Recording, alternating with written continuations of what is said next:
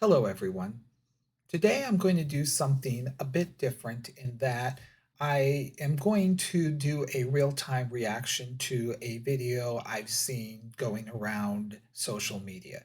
I've seen a lot of references to it on X, I've seen some on YouTube, and judging by how people are reacting to it, it actually looks like it could be a lot of fun. The video is so crazy, maybe the best way to describe it, that initially I thought this was some sort of parody video, somebody making a joke of things, but turns out that this video is quite real. This video relates to the Democrat Party here in the United States. Last year, when they lost the election and Donald Trump was elected back into office here for his second term, a big part of why he made it in was due to an overwhelming shift of men moving from the Democrat Party and voting for Trump and the Republican Party. Now, months later, the Democratic Party is trying to figure out why men have left their party. Now, let's be honest, we all very much know why men are not associating with Democrats, aka the liberals here in the United States. We certainly don't need a big long spiel behind it.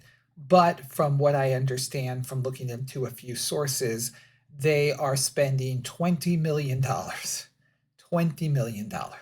Man, I'd be happy to have 20 bucks right now. But $20 million in order to understand men and what they are going through and how they can message to them. I don't think you need $20 million. I would be happy to, heck, give me $1,000 and I'd be happy to explain it to them. But fortunately, I don't get to be the one to advise the party. And truthfully, considering how crazy some of them are, I would probably not want to be involved with them anyways. And so I keep seeing people talk about young men in the 2020 cycle or in the 2024 cycle, and they keep saying, like, well, it's because like they're not getting laid enough and they feel judged. And or alternatively, well, they're just racist and they hate women. So like it's really, I see these takes coming out from both sides of the party. Let's break down what she says here. This is not a situation about men needing to get laid more often. This is a situation of men not getting laid at all. If you're a young man, particularly one that isn't exceptionally attractive or has access to a ton of money, there's a good chance you're not getting laid at all. Period. You're getting no attention from women.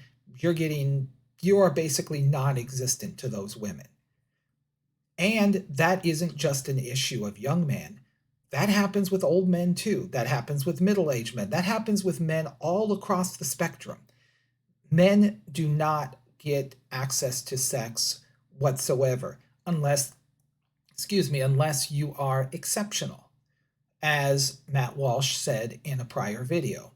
So when she goes on to try to dismiss that this is not a valid concern, well, of course it is a valid concern.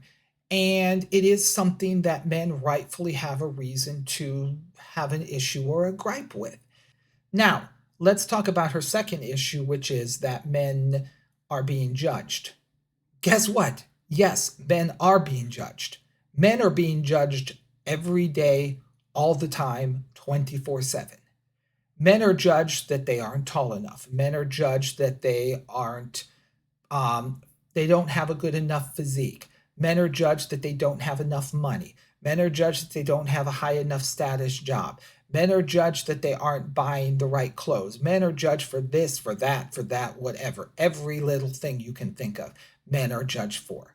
So she better understand that men are tired of being judged. Full stop.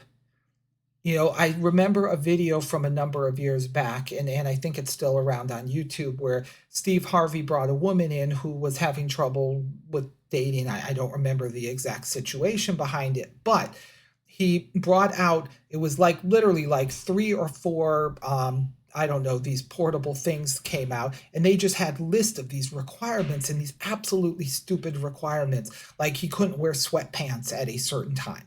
And there are a lot of women who are exactly that way, that they want all these little perfections for men. Men have to do all of these things, but oftentimes they don't. Well, I won't even say often, the majority of the time, they aren't willing to allow a man to have any of his preferences met.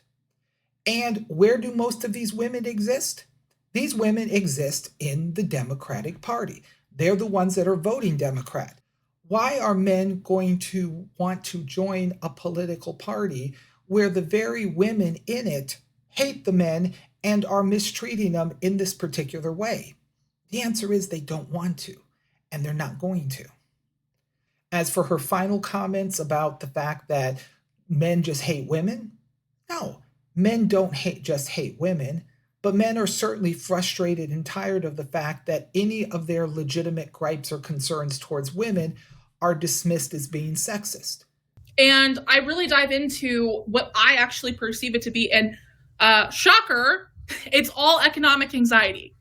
I think the Democrats have a really bad problem of every time we message to young men, we frame it in a way that is wrapped up in the same principles that we critique. We critique the patriarchy. We critique the way that men have higher hierarchy and power structures. And then we message to them as if not only is that the reality, but that they have to continue to be like that. Good God. We are 2 minutes in, and she's already had to spout patriarchy. Oh my goodness, what? This stuff is just absolutely terrible. This is the messaging that Democrats are trying to push out. So let's talk about this. If you say the word patriarchy and you have to use it in your argument or your discussion, men are just going to tune out. Men are like, fuck this. We're not going to hear that, what you have to say. Men are not in the driver's seat. Men have been pushed out, and now women are in those positions of power, but they don't know what to do now that they're in that power. So the only thing they can do is still continue to scream patriarchy, patriarchy, patriarchy. Now, the only point that she brings up that has some little sliver of merit is the fact that the economics at least is part of it. But she says it's all about economics. No, it's not just about economics. Yes, everybody is suffering, and men are going to look at that and say, okay, sure. We care about economics. We care about the fact that we can put food on the table. We care about the fact that we have enough money that, we can go out and enjoy ourselves on a weekend. But there's a lot more to it. Right. I think there's a lot of that I just fully agree with. I mean, we just don't message to men, right? And I was like we don't message in a way that resonates to men. Something that you kind of responded to that I've seen a lot is, well, the reason why Republican messaging resonates with men is because men want bad things, right? So men want to have sex and own women, right? They want to dominate everybody. And Republicans say, you get to do that. And then Democrats can't say that. So we just lost men, it's over, right? What are you talking about? A lot of times it will be men that are liberals who will agree with that shit. I'm like, dude, what is going on? There's a lot of men that don't think that way, obviously. And it's just such a negative view to take on half of the human race. This is literally the clip that I saw that made me question if this is a freaking parody or something real. What the hell was just said here? What in the fuck is this supposed to mean? So all men are bad? All men are evil because, we just want to have sex and we want to lock women in our houses or something? My God, what the... I'm struggling to articulate something that even is coherent because what I just heard almost lacks any level of coherency. Men wanting to have sex is not a bad thing. That is how the population procreates. It is a natural biological process that men want to have sex. That should not be an issue. And no, just because men want to have sex does not mean that we somehow want to control and dominate every woman. But this is again goes back to what I just said. If men have any level of control or any level of dominance, which is again masculine traits, if men do that on any level, it's considered bad. But if women do it, oh, well, that's a good thing. I'm going to stop the video here because honestly, I thought this was going to be funny and maybe we could crack a few laughs at how stupid these people were, but it's just sad.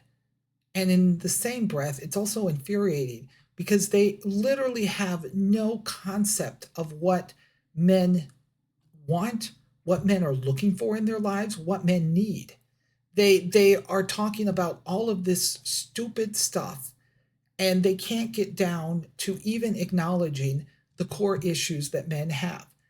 So, what I would say is simply this: men, especially here in the US, but this can apply to the Liberal Party in whatever country you happen to be, don't fall for these games. All they are doing is trying to appeal to you with fancy words. They're trying to put bad ideas into a pretty box, put a bow on it, and try to get you to buy it. And you don't want to buy it until you see real change, which I don't think is going to happen.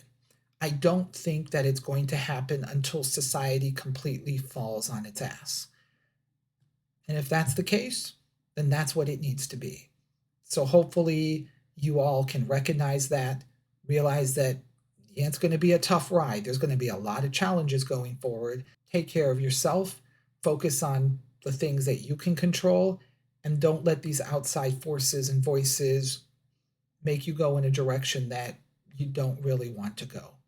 Please subscribe so you can get notifications when the next video drops. Please like and share this with somebody who might also enjoy the content. And I will see you all in a future video. Take care.